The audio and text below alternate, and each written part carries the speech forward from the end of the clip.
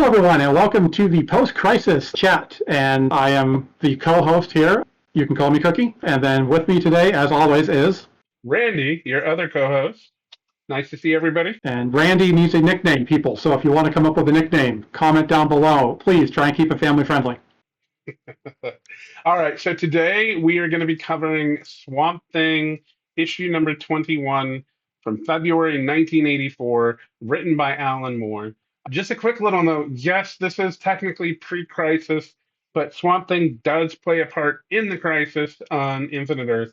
And so it's good to know what his background is just a little bit right before you get to the crisis. We will be covering those crisis issues from Swamp Thing a little later on as we continue in the show here.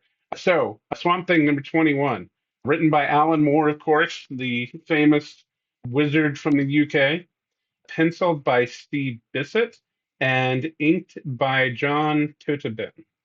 I hope I pronounced that right. So, Cookie and I have previously spoken about this issue, and apparently, and I was unaware of this, but apparently this is a very famous issue called The Anatomy Lesson. So, Cookie, why don't you let me know, because I still don't know, why was this issue so famous? This is, from my knowledge, this is a famous issue because this was the dramatic shift in basically the tone and origin of Swamp Thing. Because for people that know and people that don't know, Swamp Thing was Dr. Alec Holland, and he was working on like a chemical that had something to do with plants. I didn't read a lot of the early stuff, so I don't know exactly. But basically, there was like an explosion. He ends up in the swamp. He becomes Swamp Thing, and then for the entire first run of the character, it's believed that he is a man that became a plant. And here, Alan Moore basically shook the foundation by saying, no, that's not what happened. And he completely gives us a new origin, and it basically just reshaped what everyone thought of the character. It's kind of cool. Like I remember hearing a lot about it. This is my first time reading it. I'll give my thoughts a little bit later. We'll probably address art and everything else and stuff that happened in the story. But it was very interesting reading it for the first time. Yeah, it was an interesting issue for me because, as I mentioned in the last episode, it takes a lot of balls to kill off your main character at the end of your first issue as a new writer, especially when at the time nobody outside of UK comics really knew who Alan Moore was.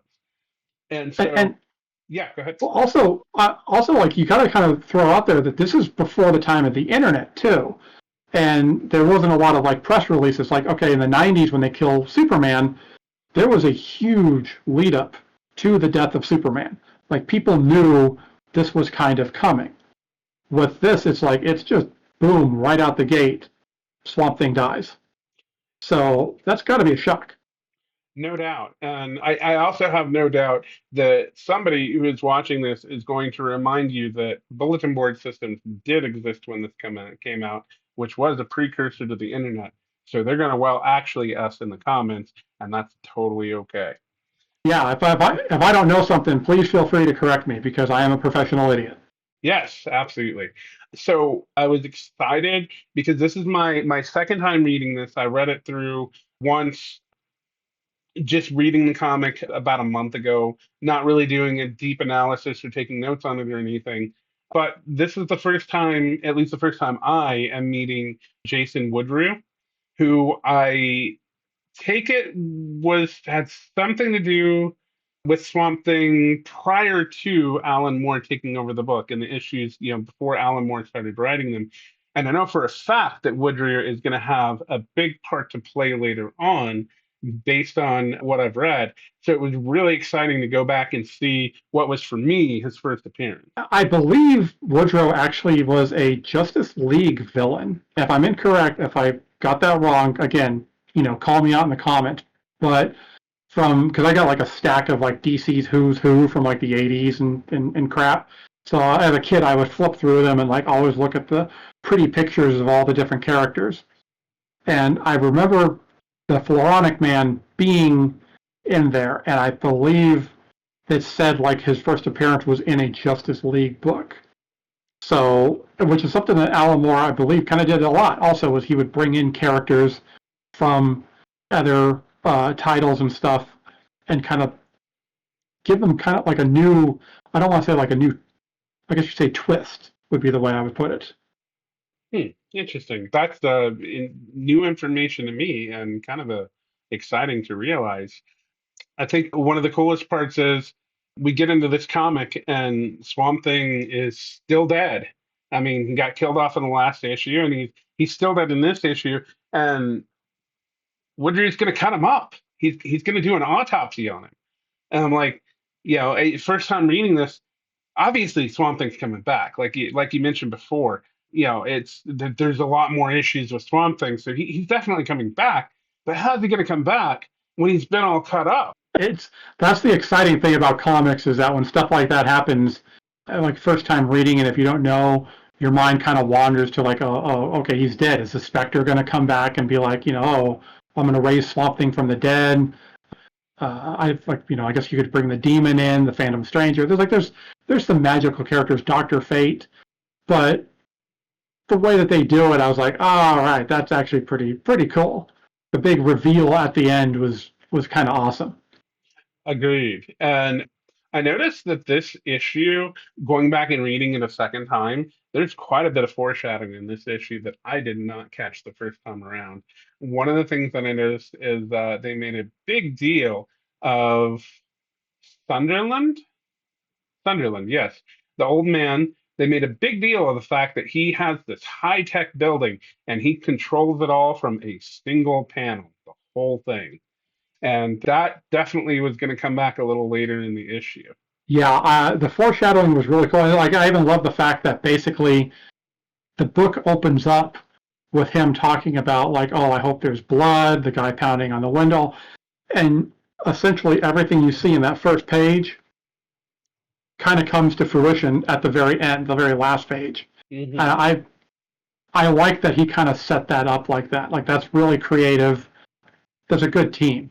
And if you know how Alan Moore writes a comic book, it's also a lot on the artist because Alan Moore will basically, he doesn't write scripts like if you've ever seen a Brian Michael Bendis script or something where it looks like a Hollywood movie script. Moore's pretty much like he gives you a paragraph. He like describes all this stuff in there, and then the artist has to go in there and kind of pick apart how they are going to interpret this novel that Alan Moore sends you. That's really interesting. I never knew that before. I have not seen any of Alan Moore's scripts, and it sounds like he does put a lot of work on the artist, which explains the different levels of art and things that we see between issue 20 and issue 21. Because I'm going to be honest, the art in issue 21, it wasn't bad. It was really good. I mean, it was good, but it did not come anywhere near the level of the art in issue 20. The art in issue 20 was just stellar. It's some of the best art that I think I have ever seen.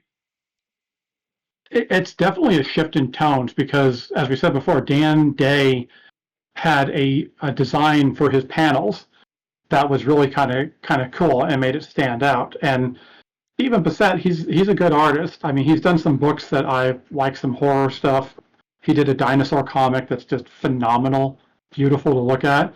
But his panel layout is still cool, but yeah, it loses just that cool design of, like we said before, the whiskey bottles and the eagles and all that stuff that just makes those pages really stand out.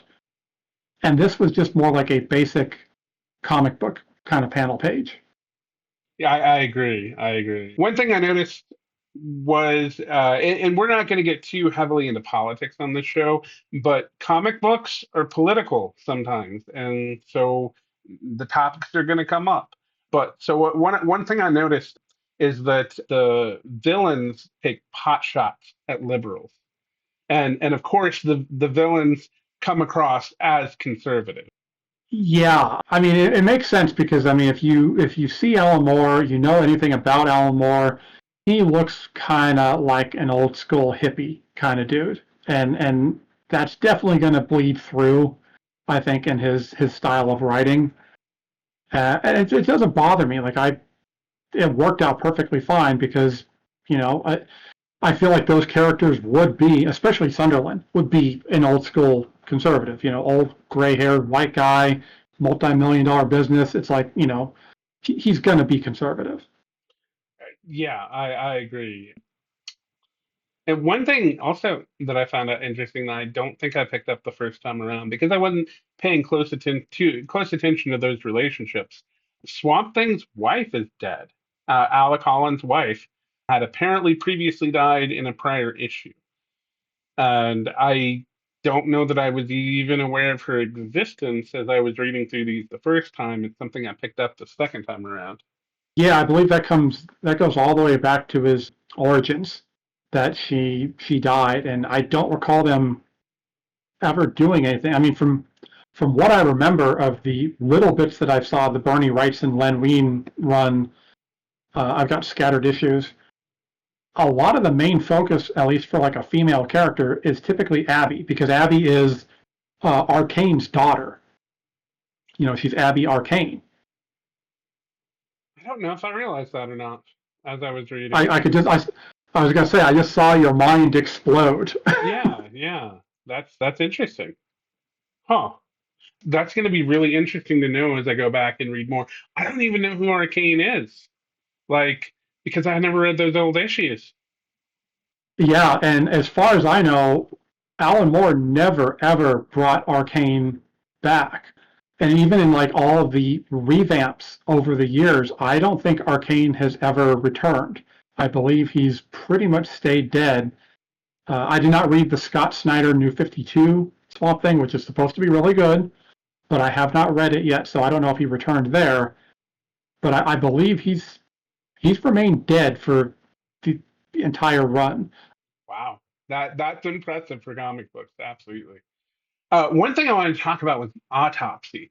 The Swamp Thing has organs, and the way they explain it, it makes sense. You know, it's like he has that memory of himself as a human, and when the plant Swamp Thing builds his body, he's going to rebuild it in the human form that he remembers. But his organs actually don't do anything yet. I thought that whole sequence was really cool. The way from the point they used the autopsy to the big reveal, I loved that because like the description of like peeling back the leathery skull to get to the spongy brain, I was like, that is beautiful description. And like the panel itself, it doesn't really show much. So you see a little bit of what's going on, but a lot of it kind of goes into your mind with Alan Moore's description. And that was just like a perfect 1-2 punch of, okay, this is obviously something really, really good going on.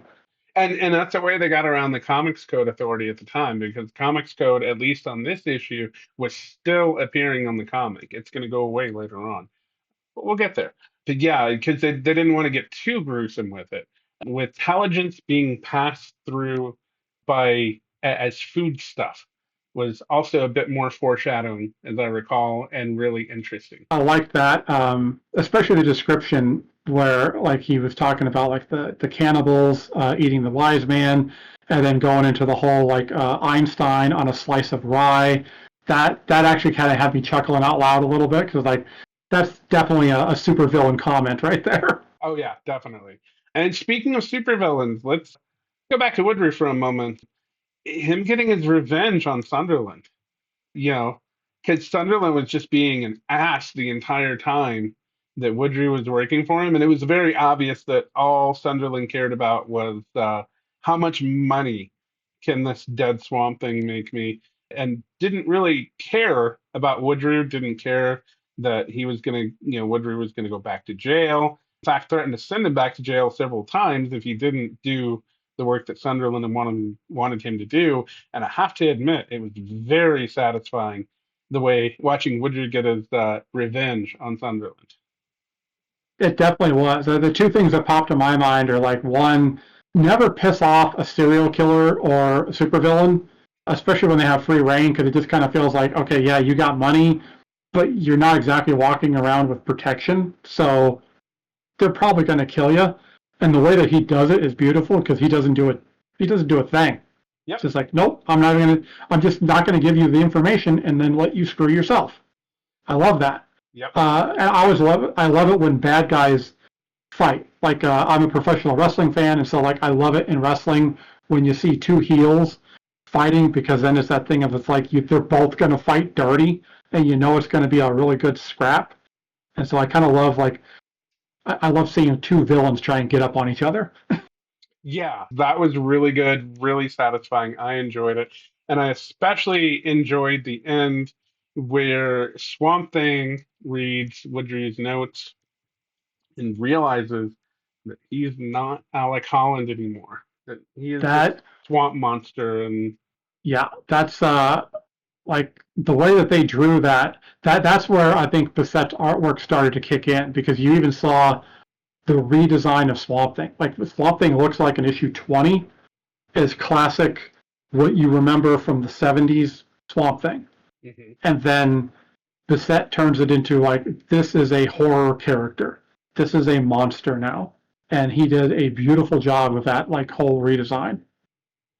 Yeah, and at that point, Swamp Thing losing all hope, he just flies into a frenzy and realizes what it's like to have this hulking plant thing chasing you down a hallway, obviously enraged and wanting to kill you. I mean, that the whole horror aspect and horror vibes of it just really come through right there. Yeah, I don't know if Swamp Thing has ever killed before this, because I think even like Arcane, I think it was kind of like the Batman Begins thing, where it's like, okay, I don't have to save you, I'm not going to kill you, but I'm not going to protect you at the same time. So this could have been the first time Swamp Thing's actually killed anybody Mm. purposely, and that's a dark moment, especially because, like, even though it's a horror book, he's always been presented as kind of a hero. Yeah, yeah, that's true. So, Cookie, how would you rate this issue of Swamp Thing?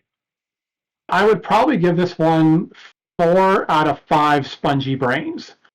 And the only reason it doesn't get 5 is because it was really, really good. It was. But what hurt this book to me was the hype behind it. Like, this is hyped up as, like, probably the greatest Swamp Thing issue, one of the best comic book issues, one of the most important. Like the hype behind this is just huge. And sometimes it's hard to live up to that hype over the years. And I feel like it kind of did that, where it's like, it was very, very good, but it wasn't the best thing I've ever read. I agree with you on the hype, even though you're the only person who ever hyped it up to me. I was expecting more from it, honestly, the way that you had hyped me up on it. And yeah, no, I do agree with you that it was overhyped. I myself would probably give it 3 out of 5 spongy brains. The story was much better than issue 20. The art was not as good. I'm not saying the art was bad. It wasn't bad at all. It just, the art in the first issue was exceptional. It was just that good. Yeah, the art is jarring. It's like it's picking up Spider-Man book, and then like one issue you got Todd McFarlane, and then the next issue you've got like a guy drawing stick figures. And that's a terrible analogy because Bissette's a great artist, but it's like that's what the jarring feeling can be at times. Is you're taken out of, like, okay, what happened here? Absolutely. So I think that'll be a good point for us to bring this episode to a close. Thank you all for joining us. Please check out the link to the Patreon down below. Help support and grow our channel. Please like and subscribe. Hit that bell notification icon so that you get notified when we release a new video. And also, if you want to read along with us and you want your own copy of Swamp Thing, there's an Amazon affiliate link down below. Please click on that. A little bit of your purchase will come to us here at the channel to help support it and grow it. Thank you. Yeah, thank everyone for tuning in. And like you said, shamble out of the swamps, slap that like button, slap that bell, buy that book, give us money, support us, and then we will do something special for you. Maybe Absolutely. something appropriate.